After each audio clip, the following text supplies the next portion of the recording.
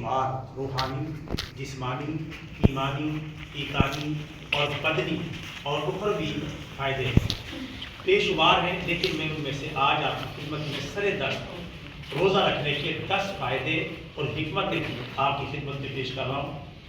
Number 1، روزہ امیروں کو غریبوں کی بھوک کا احساس دلاتا ہے۔ نمبر 2، روزہ جسمانی صحت کے لیے اور فٹنس کے لیے بہت زیادہ مفید ہے۔ نمبر 3، روزہ ضبط نفس اور صبر کی تلقین کرتا ہے۔ نمبر 4، روزہ بندے اور اللہ تعالیٰ کے درمیان ایک راز ہے، کیونکہ روزہ رکھنے والے کو ہی پتا ہے کہ میرا روزہ ہے یا نہیں، یا اللہ کو پتا ہے اس بندے کا روزہ ہے یا نہیں۔ اگر کوئی چپکے سے روزہ توڑ لیتا ہے تو کسی کو کوئی پتہ نہیں اس کا روزہ ہے یا نہیں، اللہ تعالیٰ ہی بہتر جانتا ہے۔ لہٰذا روزہ بندے اور اللہ تعالیٰ کے درمیان ایک راز ہے۔ نمبر 5، روزہ پابندی اوقات سکھاتا ہے، سحری میں پابندی، افطاری میں پابندی، نمازوں کی پابندی اور دیگر اوقات کی پابندی۔ تو روزہ ہمیں پابندی اوقات سکھاتا ہے، اور جس بندے کی زندگی میں پابندی اوقات آ جائے اس بندے کو دین اور دنیا میں آگے بڑھنے سے کوئی نہیں روک سکتا۔ نمبر 6، روزہ حرام سے بچنے کا سبق دیتا ہے۔ روزے میں ہم حلال چیزوں سے بچتے ہیں تو حرام چیزوں سے تو ہمیں بدرجہ اولا بچنا ہوگا، تو روزہ ہمیں حرام سے بچنے کا سبق دیتا ہے، یہ سبق ہمیں حاصل کرنا چاہیے۔ نمبر 7، روزے سے اللہ تعالیٰ کی نعمتوں کی قدر محسوس ہوتی ہے۔ جب 13-14 گھنٹے کا روزہ رکھ کے ہم ٹھنڈے پانی سے افطار کرتے ہیں، سادہ پانی استعمال کرتے ہیں، کھجور کا استعمال کرتے ہیں، دیگر قسم کی نعمتیں استعمال کرتے ہیں، تو اللہ تعالیٰ کی نعمتوں کی قدر کا احساس ہوتا ہے کہ اللہ تعالیٰ نے کتنی نعمتیں عطا کی ہیں۔ ورنہ عام روٹین میں تو بندہ کھاتا چلا جاتا ہے اور توجہ نہیں کرتا کوئی نعمت مجھے ملی یا نہیں ملی، لیکن شام کو جب افطاری کا ٹائم دسترخوان پہ بیٹھا ہوتا ہے تو اس بات کا احساس اسے ہوتا ہے کہ اللہ تعالیٰ کی نعمتیں کس قدر عظیم ہیں، اگر میں ان سے دور کر دیا جاؤں تو میرے لیے زندگی مشکل ہو جائے گی۔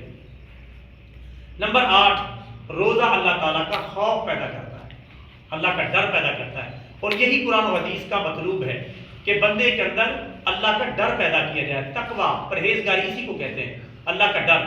چلتے پھرتے، اٹھتے بیٹھتے، سوتے جاگتے، ہر وقت رات کے اندھیرے میں، دن کے اجالے میں، محفلیں اور تنہائی میں، ہر جگہ اللہ کا ڈر۔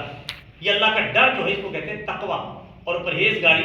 روزہ یہ پیدا کرتا ہے، چونکہ روزے دار اکیلا تنہائی میں ہو تو ظاہر ہے وہ اگر کوئی ایسا کام کر لیتا ہے جس سے روزہ ٹوٹ جائے وہ کسی کو نہیں پتہ چلے گا۔ تو روزہ ہمیں اللہ تعالیٰ کا ڈر سکھاتا ہے، ہم اللہ کے ڈر سے نہیں توڑتے روزہ، ورنہ ہمیں ایک دوسرے کے بارے میں اگر ڈر ہو تو ہم تو کئی مرتبہ ایک دوسرے کو چکمہ دے جائیں گے اور کھا پی کے پھر آرام سے میں یہ روزے سے ہوں، چونکہ یہ اللہ اور بندے کے درمیان ایک پردہ ہے، تو لہٰذا بندہ ڈرتا ہے کہ میں روزہ اگر توڑوں گا تو اللہ مجھے پکڑ لے گا۔ نمبر 9، روزہ جسم کو کمزور اور روح کو طاقتور بناتا ہے۔ جسم تھوڑا سا ہو سکتا ہے کمزور ہو جائے، وزن تھوڑا سا ہو سکتا ہے آپ کا کم ہو جائے، لیکن روح طاقتور بن جاتی ہے۔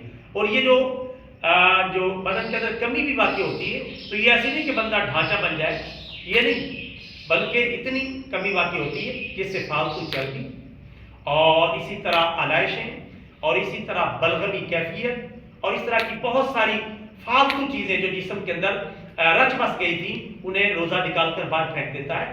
اور روزہ انسان کے لیے جسمانی طور پہ بازار دیکھتا ہے تھوڑا سا کمزور ہوتا ہے، ورنہ روحانی طور پر بھی اور جسمانی طور پر بھی ایک مضبوط انسان روزے کے بعد سامنے آتا ہے۔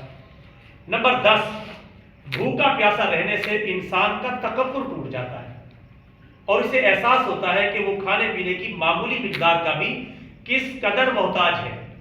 تو روزہ رکھنے سے تکبر ٹوٹ جاتا ہے، غرور ٹوٹ جاتا ہے، اکڑ ختم ہو جاتی ہے۔ اور گرمیوں کے روزے ماشاءاللہ پھر تو صحیح اکڑ ٹوٹتی ہے، اب بھی تھوڑا تھوڑا ہو جاتا ہے، محسوس ہوتا ہے انسان کو، لیکن اللہ تعالیٰ نے آسانی پیدا کی، ہمیں سردیوں کے روزے کی طرف لا رہا ہے۔